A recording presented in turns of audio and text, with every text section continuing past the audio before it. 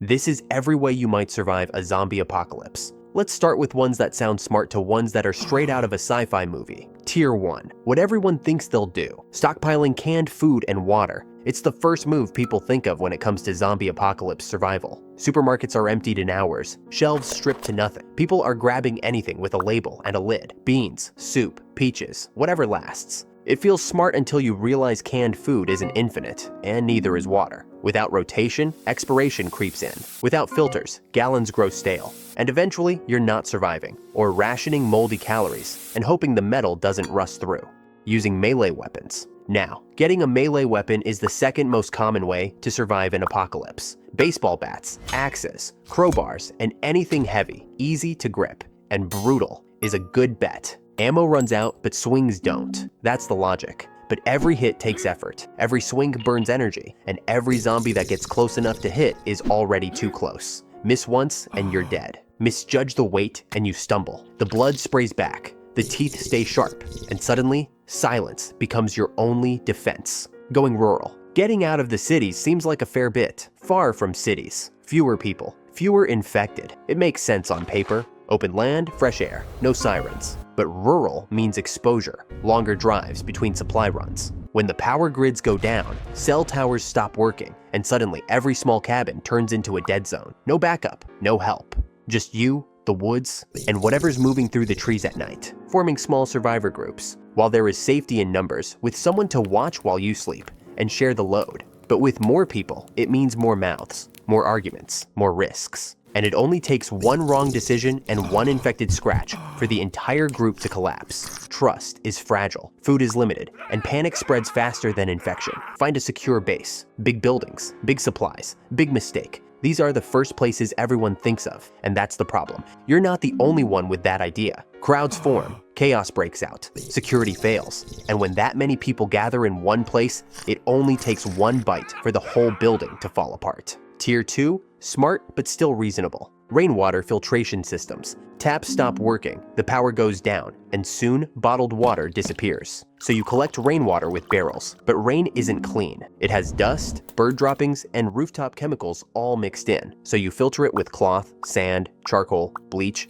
and UV light if there's still power. It works, but every drop is a calculation. Every container needs guarding, and contamination never knocks first. Growing your food. Food is essential for long-term survival, with rooftop gardens, hydroponic trays, and buckets of potatoes in sunlit corners. It's not instant, but it's sustainable. Lettuce grows over weeks, and tomatoes by the month. It won't feed an army, but it buys independence. Soil becomes currency, seeds become sacred, and every leaf is one less trip outside. But plants attract insects. Insects attract rodents. And pests don't care about the apocalypse. Silent weapons. Ever heard the term silent but deadly? Well, it applies in this scenario too. Crossbows, slingshots, and air rifles are quiet, reusable, and clean. They have no flash, no bang, and less chance to attract zombies. The learning curve is steep, but the payoff is survival. Arrows can be pulled back, and slingshot bands can be replaced with rubber gloves. The goal is precision without attention, because in a dead world, sound is a signal, and loud kills fast. Strategic looting. Skip the obvious.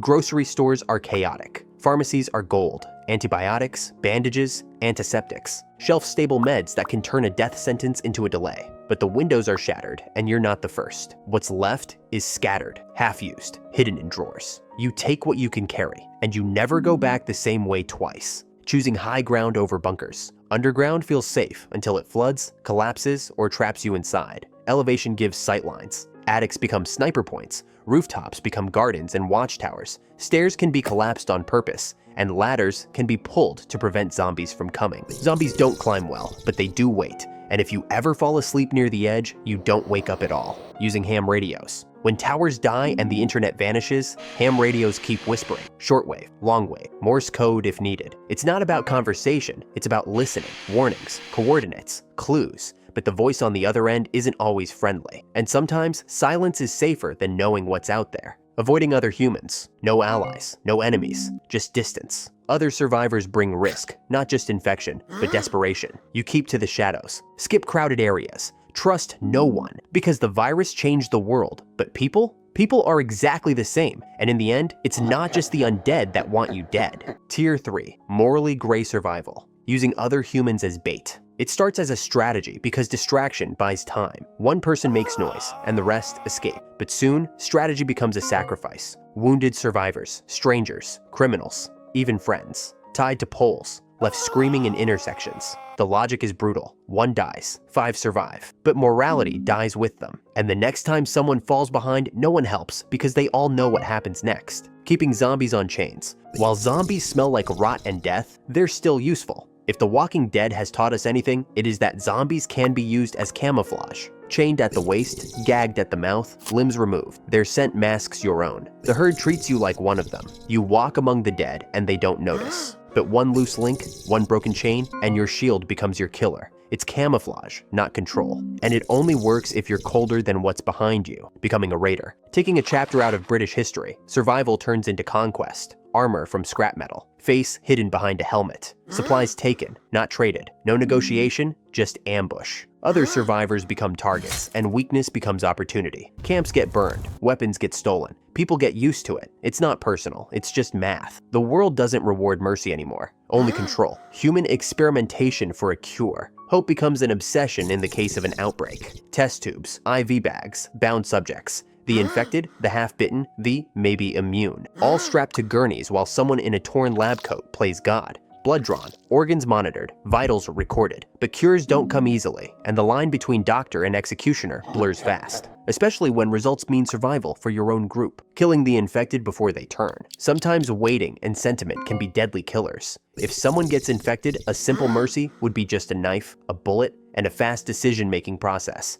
Even if they're still conscious. Even if they beg, infection spreads too fast. One moment of hesitation can doom everyone. So mercy becomes a drag, and love becomes a liability that gets buried 6 feet deep. Hoarding antibiotics for power. Currency is power, and painkillers become currency during the apocalypse. Antibiotics become leverage, and one bottle can buy loyalty, submission, and silence. The sick trade their dignity for a few pills. The healthy get extorted for future favors, and the one holding the meds becomes more dangerous than the virus itself, blackmailing other groups. Maps, supply routes, radio frequencies. Everyone has secrets, and information is the new ammunition. Threaten exposure, leak coordinates, or trade silence for supplies. It's not war, it's leverage. No bullets fired, but entire camps collapse when the wrong secret hits the airwaves. In this world, knowledge doesn't just save you, it controls everything. Tier 4. Mentally unhinged but effective. Living among zombies without fear. Taking another page out of the Walking Dead guidebook is to live with the dead. No weapons, no armor, no panic. Just a person walking calmly through the dead. Unbothered, untouched. Eyes glazed over. Breathing slowly. Movements dull, lifeless. They don't run. They don't flinch. And the zombies don't attack. Whether it's psychological detachment or neurological mimicry, no one knows. But it works, somehow. By becoming part of the noise, they disappear into it. Until one slip, a sneeze, a stumble, a blink too fast, reminds the horde that you're still alive, worshipping the zombies as gods. Now, this may seem far-fetched, but if the zombies eventually become sentient beings, this may be the final option. Altars made of bones, rituals in the streets, and survivors painting their bodies in rot and ash, kneeling before the herd, not out of fear, but reverence. The infected are seen as divine punishment, as purity, as evolution, and the cult grows. They chant, they bleed, they offer sacrifices, and they're left untouched. Whether the zombies see them as kin or the noise of belief keeps them hidden, no one interferes, not even the dead. Collecting zombie guts to mask the smell. With buckets filled with rotting vials of coagulated blood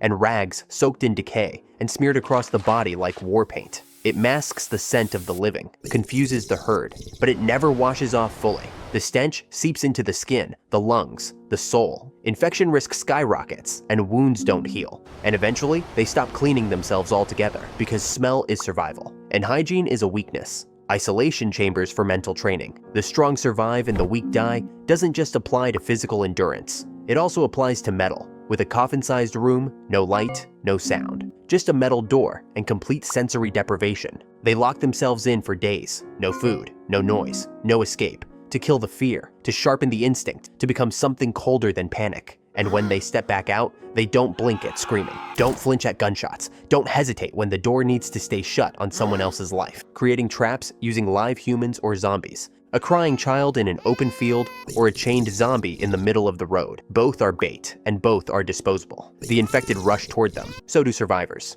And that's when the real trap snaps shut. Tripwires, explosives, crossfire. No warning, no mercy. The trap doesn't care who walks in, only that someone does. Ingesting infected matter. The theory that small doses might build resistance is often half-baked science, but full-blown desperation can result in drinking blood, swallowing tissues, and injecting bone marrow. All because there's no cure, no immunity, just vomiting, seizures, delirium. Some survive, most don't. But the ones who live differently. Tier 5. The most insane ways to survive. Cybernetic enhancement. Limbs are removed and replaced with tools. Arms become blades. Fingers are traded for lockpicks, storage compartments, and emergency flares. Flesh is too fragile, but steel holds. Pain is no longer a factor. Without nerves, there's no hesitation and nothing needs maintenance. Some survivors install solar panels across their backs to stay powered. Others embed filtration systems into their chest cavities to purify water on the move. The upgrades work. They last. They keep people alive until infection reaches the bone. After that,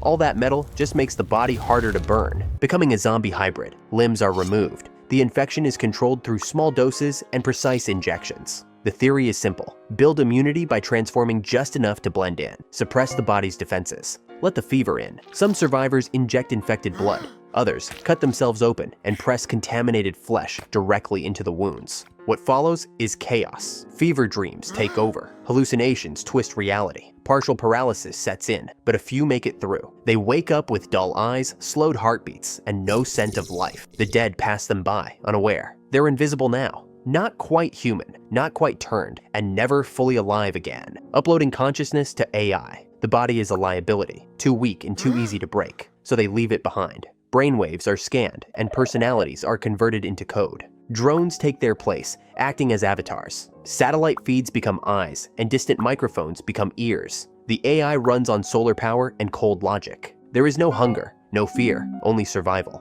A consciousness continues to exist, watching the end of the world unfold from a server room hundreds of miles away. And with every passing moment, it keeps learning, living permanently underground or underwater. Bunkers might be a death trap on day one, but over time, they become something else. Abandoned missile silos turn into shelters. Flooded bunkers are drained and repurposed. Old research labs at the bottom of the ocean go from forgotten to functional. Entire survival communities seal themselves off, cutting all ties with the surface. They live behind airlocks under artificial light, surrounded by water recycling systems and decades of rations. They never see the sun, they never hear the wind. Life becomes a routine, powered by generators and held together by routine. If the surface is overrun, they wait. If it's safe again, they still don't return. Some forget what the sky ever looked like. Cryogenic freezing. It's a bet against time. You step into the chamber and let the core temperature drop. Your blood slows until it barely moves. Everything depends on the system waking you up when the world is safe again,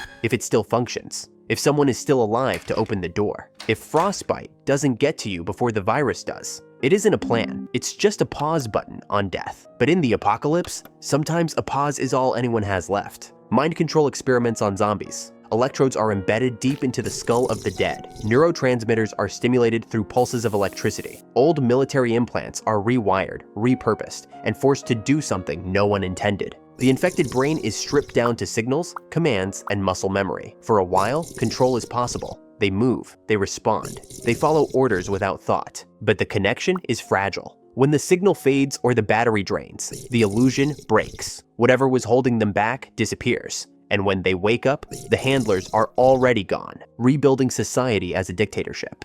They collect maps, preserve knowledge, and hoard secrets from before the world collapsed. These are the ones who planned ahead. They don't try to bring back democracy. They build empires. With stockpiles of food, medicine, and weapons, they decide who lives and who doesn't. Loyalty becomes a requirement. Dissent leads to punishment. What started as survival turns into domination, and the apocalypse becomes the perfect excuse to take control of everything that's left. If you liked this video, subscribe for similar ones or leave a comment to suggest another.